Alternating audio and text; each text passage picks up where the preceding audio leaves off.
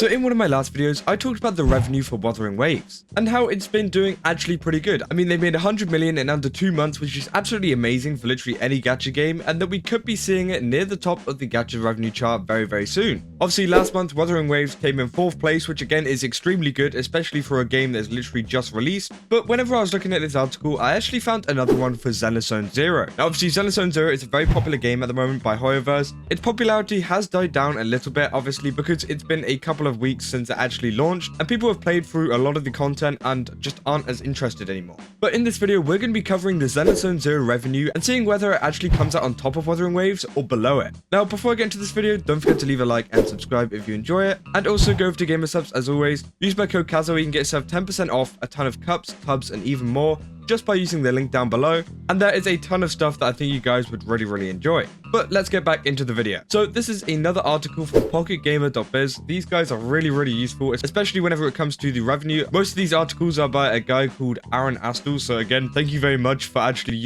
informing us about this, because they get all of their data from AppMagic, and AppMagic is actually a paid service, so I can't look this up on my own unless I pay for it, which it costs a ton just to look at revenue.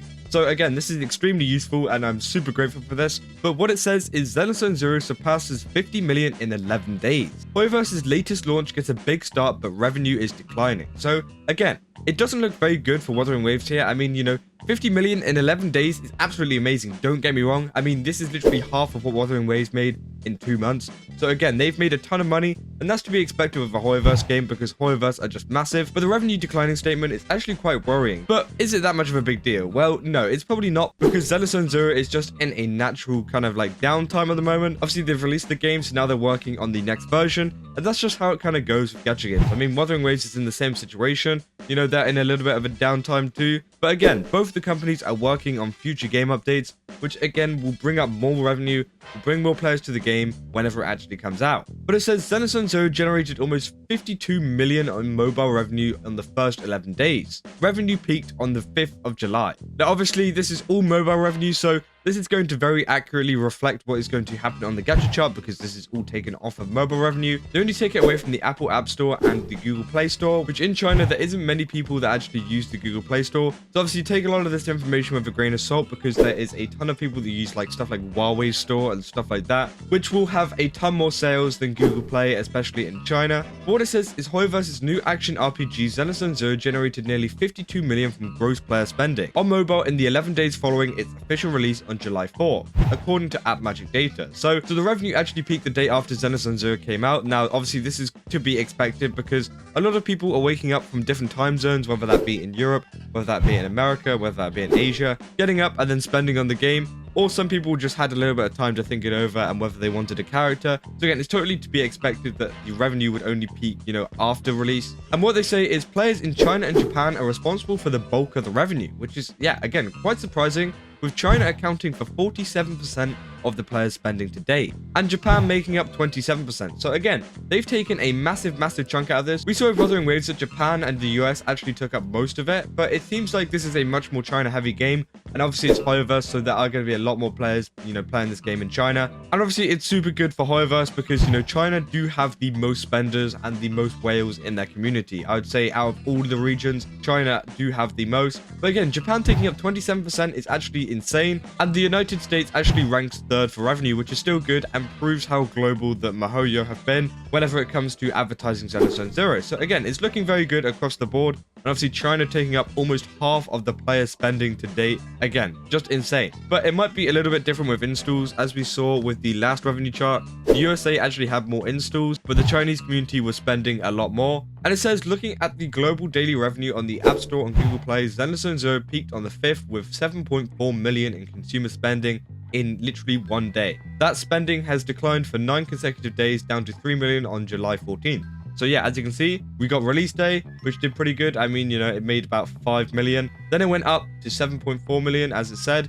And now it's slowly going down with less updates, less other stuff. And I mean, they have been pretty generous this time with the rewards, but I probably would have liked to see a little bit more. But again, maybe we'll see some in the future, maybe we won't. We'll just have to wait and see. And obviously this revenue will probably go back up as soon as some big update releases or a new character gets released, which I think it's actually happening very, very soon. But this is the interesting thing too, is that it actually compares Zenless Zone Zero to a lot of the other Hoyoverse games on the release, and it says, however, as much as an achievement of 52 million may be for 11 days, Zenless Zone Zero hasn't managed to reach the same heights as its forebearers during the same period after its launch. Genshin Impact hit 90.1 million from player spending, while Honkai Star Rail generated 108.6 million. So obviously this is about half of what, the other games made. And to be honest, I think this was to be kind of expected. Obviously, Genshin Impact had the COVID buff, so a lot of people were playing during COVID and spending a lot of their money, especially as, the government gave them a lot of money just to spend. So a lot of this was going towards Genshin Impact, unfortunately. Maybe it should have went to something else, but again, some people did spend their money on Genshin Impact. And Honkai Star Rail just had the popularity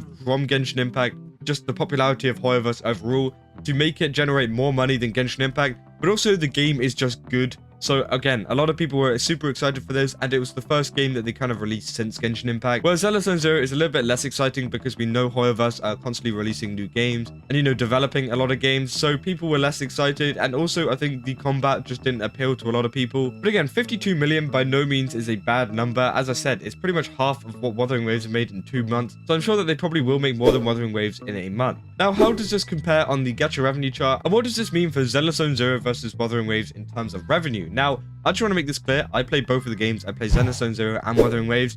I have no kind of bias towards any of them. I enjoy both of the games. I really like them both. I do have my criticisms about both, and I do have my, things that I like about the game on both of the games. But looking at some of the numbers, it seems like Zenless Zone Zero has actually surpassed Wuthering Waves. Because if we think 50 million in 11 days, with the release date being the 4th of July, meaning that it was pretty much the start of the month, this is all revenue from the start of the month. So we're going to at least be seeing them up in the 50 million bit. Obviously, that is combined revenue with China, so it will be split out a little bit. But if we compare it to the combined revenue of Wuthering Waves, which is around 45 million, so they made about 45 million conjoined last month, as well as the 12 and 13 million, which adds up to around about like 70 million in total, maybe a little bit more than that. And then if we compare that 70 million to the 100 million that they made in 2 months, then that means they've only made about 25 million this month, which again is a little bit worrying for Wuthering Waves, and I didn't really spot this whenever I first looked at it. But again, my numbers could be completely off, or there could be some big spenders in the next coming days. And obviously, we're pretty much halfway through the month, so there's still a lot of days for Wuthering Waves to catch up and make a lot of revenue. Obviously, we've got the Changli banner coming up very, very soon. So again, we're gonna have to wait and see what happens with that. But if we compare the 20 million to 50 million that Zenless Zone Zero has made in 11 days, starting from the 4th of July, that means Zenless Zone Zero is almost double of what Wuthering Waves have made,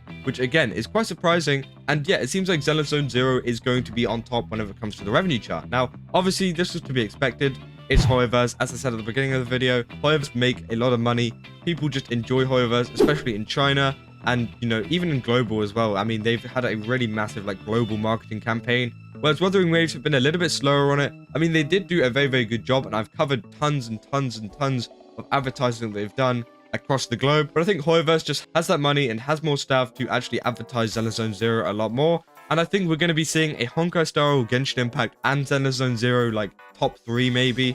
Or even just kind of top 5. I think they'll all be up there. Meaning that Hoyoverse have got a massive majority of the revenue share among a lot of these gacha games, which is, yeah, super surprising to see. It's kind of scary to think what Hoyoverse could do in the future, especially with all that power and all of the revenue that they get. But again, at the end of the day, it's the people that kind of hold the power here, because it's, us spending money on the game. So if Hoyoverse ever do something bad, then, we can just stop spending, which we have seen a little bit with Genshin Impact. It will be interesting to see where Wuthering Waves actually ends up on this revenue chart. Will it end up even higher than I expect? But again, it isn't looking very good for them, but it is looking very, very good for Zenless Zone Zero. And obviously, I know there's going to be a lot of people hating in the comments saying, oh, but Zenless Zone Zero is doing this or Wuthering Waves is doing that. I'm pretty much neutral. I like both games. I really enjoy both games. I play both of them pretty much daily. I have no bias here. I'm literally presenting the information to you.